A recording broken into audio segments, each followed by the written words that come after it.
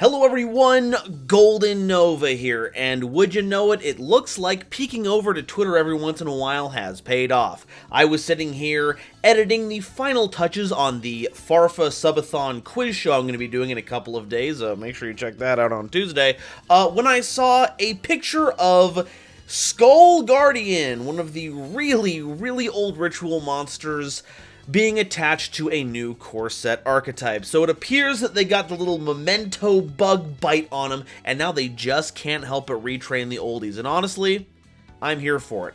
Let's take a look at Silenforce. I have no clue what any of this is going to do, except apparently it's ritual focused.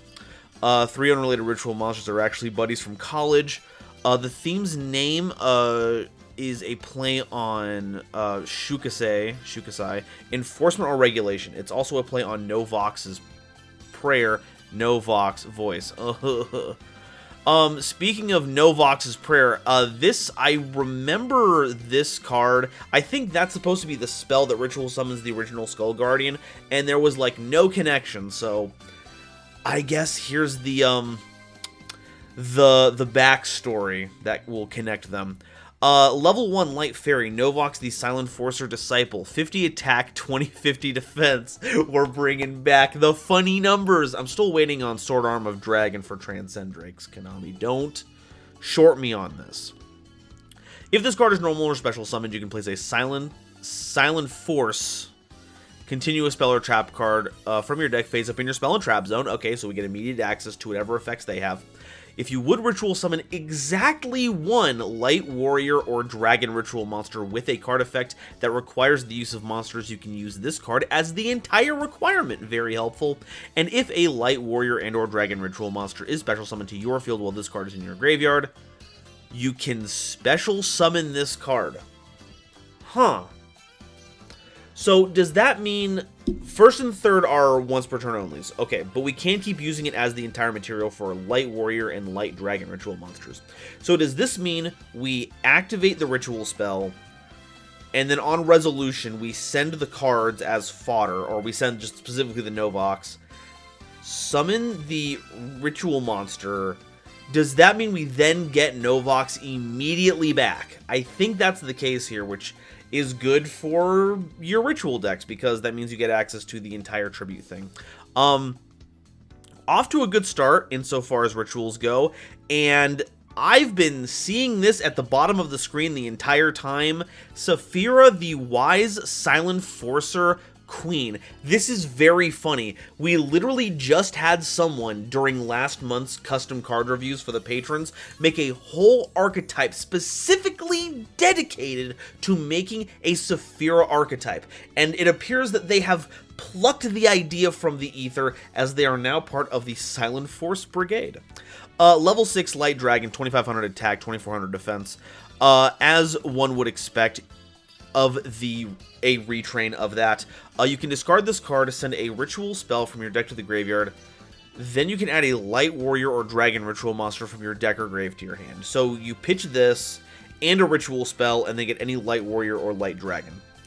You can banish this card from your graveyard, ritual summon a Light Warrior or Dragon ritual monster from your hand by tributing monsters from your field or hand whose levels equal or exceed the level of the ritual monster you ritual summon. So it is a ritual effect in graveyard. These effects do not contradict each other, so you can pitch this, get the ritual spell in graveyard, get the Light Warrior or Dragon in your hand, and then immediately banish it to perform that ritual summon. Okay. Cerevis, the Sagely Silenforce Dragon. I knew from the very beginning that Cerevis was connected with Saphira. I don't know if that was like a big secret or anything. I think we all kind of got that they were Light Dragon rituals that kind of did similar enough things, but it's cool to see them here as a wizened old wizard. Level 7 Light Dragon, 2600 attack, 2000 defense. You can only special summon with the first effect of this card's name once per turn. You can only use the second effect once per turn. You can special summon this card from your hand by shuffling 2 spells from your hand and or grave into the deck, including at least 1 ritual spell. So you get to recycle your any spell cards. At least 1 ritual spell. You never know what other thing you're going to tack on there. When your opponent activates a card or effect as a quick effect, you can return this card to the hand, special summon a light warrior or dragon ritual monster from your hand or deck, but shuffle it into the deck during the end phase of the next turn. This bugs me so much. Not that it's not good. This is obviously very good. The fact that it bounces itself is in line with its old ritual form, and because you summon it just by recycling spell cards, it's actually a benefit that you get to keep doing this over and over again. The problem is that it summons ritual monsters without saying it ignores summoning conditions. It keeps bugging me. I never got an answer out of the Nouvelle situation for this, and we're not getting one now, but that's fine. It's from the hand or deck, so as long as the summon doesn't need to be a ritual summon, we're going to get all the value end phase of the next turn, so we're at least going to have a turn for us to have it. And it's a quick effect, so it can be on our opponent's turn. And Cerevis has great stats besides, too. This is a solid card. Okay, Skull Guardian, the Silenforcing Protector. Level 7 Light Warrior Ritual Monster, 2050 attack, yes, 2500 defense. You can ritual summon this card with Silenforcing Prayer. You can only use the first and third effect of this card once per turn. If this card is ritual summoned, so we're not triggering this off of Cerevis, you can add a Silenforce monster or a warrior or dragon ritual monster from your deck to your hand, so you get a cool searcher. Gains 2050 attack while Novox, the Silenforcer Disciple, is on your field or in your graveyard. So that means this is, should the deck work properly, a 100 attack point monster. When your opponent activates a card or effect, and you control, this one can't be in the graveyard, Novox, the Silenforcer Disciple, quick effect to negate the activation if you destroy it. So, you ritual summon Skull Guardian. Presumably you use Novox. Novox comes back using its own effect. You have a 4100 point monster that has an Omni Negate attached to it with no cost. You just have to keep Novox on board, whose stats are 2050 defense. Now that's not impenetrable, but it's also not nothing. Wow. And then you also get a search out of it. Silenforcing Prayer, ritual spell card. Ritual summon a, the second effect you only use once per turn, but we can use the first effect as many times as we want. Ritual summon a light ritual monster from your hand by attributing light monsters from your hand or field whose total levels equal or exceed the level of the ritual monster you ritual summon. Is this just a power crept, lights him, the generic light one? If a face-up light ritual monster you control leaves the field by an opponent's card effect, you can banish this card from your graveyard to special summon a Cerevis, the Ancient and Ascended, Saphira, Queen of Dragons, or Skull Guardian, the Silent Enforcing Protector, from your hand or deck, ignoring its summoning conditions. Now, that one ignores summoning conditions? What? I'm so upset. I'm so upset. Okay, so these are... Yeah, okay. So this one is name-dropping original Cerevis, original Saphira, and new Skull Guardian. The important part about this is that now this deck is compatible with pre-preparation of rights, and it's actually really important that we have that for Cerevis because that has like an actual hand trap effect that protects against targeting stuff, so it's good that we have a way to use that. And Saphira, regular Saphira Queen of Dragons is also going to be super good because it's a big old light deck. Hopefully we'll trigger all of its effects a bunch, specifically because the effect version of Saphira, main deck regular effect version, discards itself, which does trigger Ritual Saphira's effect during the end phase, so radical.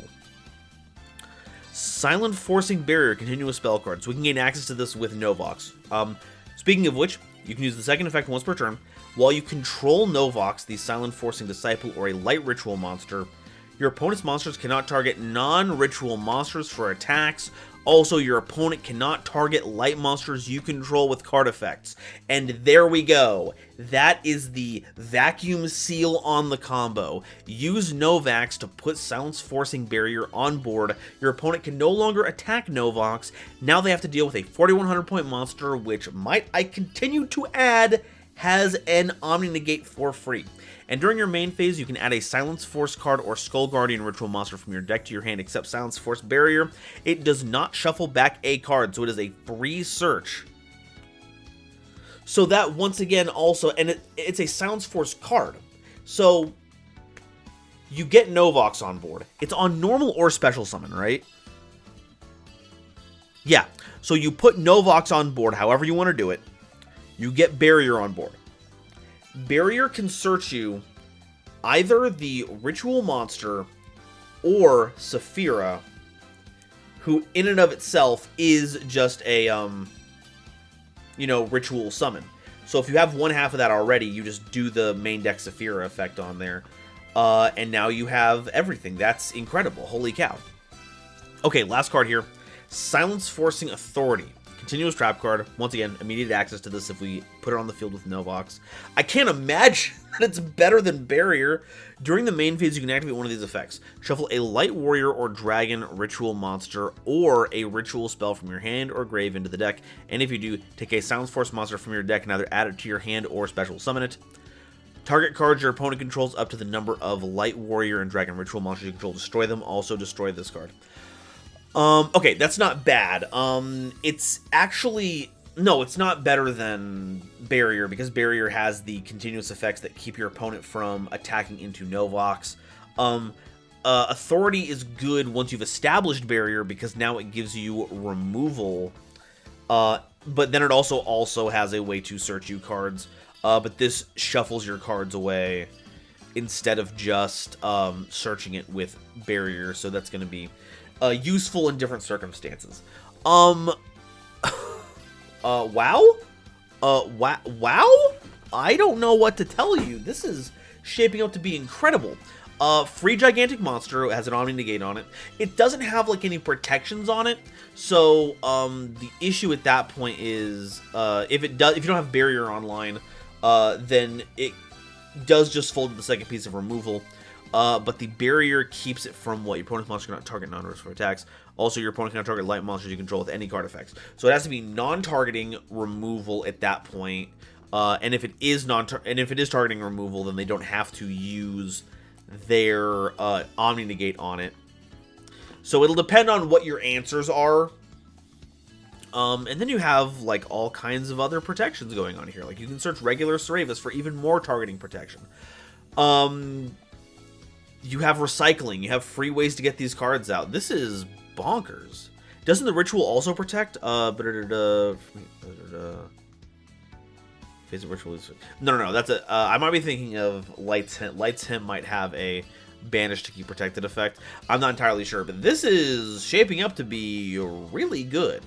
Light is an attribute that doesn't have quite as much generic support as something like Dark would have. Like, we're not on, like, a free draw engine with stuff like Allure. It's not that people would play it unless they have, like, a specific banishing synergy. But I'm not sure how the light attributing will play into a lot of this. But I don't know if it needs to. It's already ridiculously well structured. This is going to be good. I'm looking forward to when Phantom Nightmare gets fully revealed, because there's already a lot of stuff to talk about between this and the Yubel cards. I'm looking forward to it. These are really cool. But that's just one guy's first exposure to the cards. Now I want to hear what you all have to say. Let me know down in the comments. Let me know, have I missed some interaction on here that makes the deck worse or better than I am currently going on about? Like, for instance, the whole Yubel thing, they updated it afterwards where super polymerization was not as strong as it was initially shown, but I don't know if they're going to miss another thing like that this time around. This all seems pretty solid. But who knows? That's what all of you here are for. Let me know down there. Hit that like button, hit that subscribe button. It all helps the channel. And, of course, make sure that you are tuning into Farfa's Twitch channel this Tuesday, the 12th. If you want to see me send some lore questions to Farfa and his friends, see if I can stump him at all. Thank you all so much for watching. See you next time. Bye-bye. Today's episode was brought to you in part by Dragon Shield. When you want to protect your cards with the power of dragon scales, get some sweet lore for them, and support the channel, check out my link in the description to get started. Today's episode is also brought to you by my lovely patrons, including the illustrious Quasar Commander Green Knight, Nebula Navigator's 3rd Dynasty, Ada Basilisk, Adam Zajdel, Andrew Newman, Avi Chali, Kane Senpai, Chibi Gohan, Christopher Fuss, Clockswork, Danny Bound, Dark Dragon X830, Eric, Aaron the World Breaker, Frankie, Garland Chaos, Genesis Yugioh, Great Big Pillock, Hairbear, Harry the Ominous Benefactor, Howling Zangetsu, Hydracraft 135, Iron Zero, Iskander 711, Mana Charge, Marion James E. Picata, Marluxia is a Girl, Mega Combi, Molly Renata, Nathan Vig, Orozco 09096, Panther J, Rebel King Lucifer, RJ the Jank Monarch, Sammy Haim, Sir Knight JCB, Skybuster Leo, Sophie, apparently, The Wizard Moose and Xander Wolfensberger, Cosmic Crusaders Almento 5010, A Random Pup, Ariel Kersey, Beluga Masta, Blue Gem, Chaz Ghost, Corbinisms, Drachenwald, Drake and SpongeBob be like, you used to call me on your shell phone, Dripfed Tar, Eki Bullock, Eva Padilla, Hike Boyagian, Herbal D, Inblink, Jester Designs, Kale the Dragon, Carp, Kevon Public, King Scarlet Yu-Gi-Oh!, Lemon Yu-Gi-Oh!, Lord Whoop-De-Doo, Manga Pages, Matt Simmons, Michael Shimabukuro, Nitromo, Ruxith Sarani, Shizuka Nijimura, Stephen Williamson, The Legendary Raven, Tucker Ordorn, Venusian Teapot, and Zeldreka, as well as the wonderful Starlight Explorers you see on screen now. If you'd like to be a part of these credits, get early access to videos, determine what videos I make, and many more benefits, it would mean the world to me if you check my Patreon page in the description or consider joining as a YouTube member.